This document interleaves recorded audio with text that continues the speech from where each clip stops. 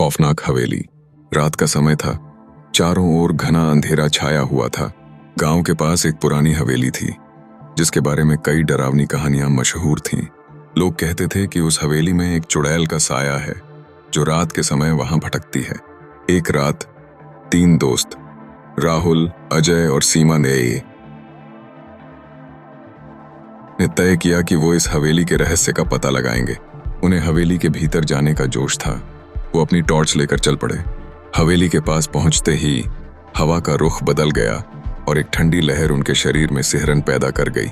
हवेली के दरवाजे की लकड़ी की चरमराहट ने उनकी हिम्मत तोड़ी, लेकिन वो डर को नजरअंदाज करते हुए अंदर चले गए। अंदर का माहौल बहुत ही भयानक था।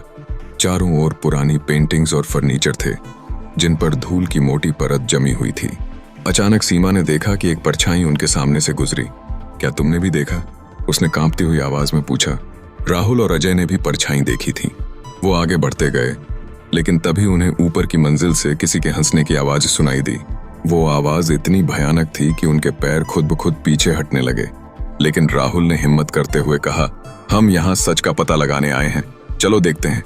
वो तीनों सीढ़ियों से ऊपर चढ़े। जब वो ऊपर पहुंचे तो उन्होंने देखा कि एक पुराने झूले पर एक सफेद साड़ी में एक औरत बैठी हुई थी।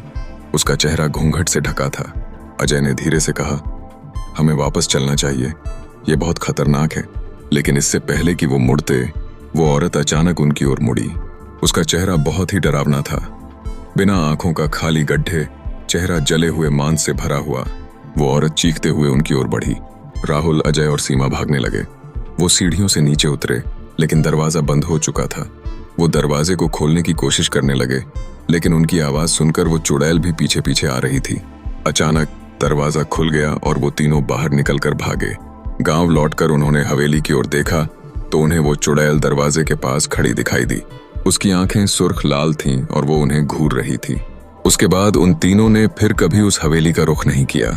लेकिन कहते हैं कि उस दिन के बाद से जब भी कोई उस हवेली के पास से गुजरता है, उसे एक चीख सुनाई देती है, मानो किसी ने उसकी आत्मा को कैद कर लिया हो। हवेली का रहस्य आज भी उसी खौफनाक अंधेरे में छुपा हुआ है।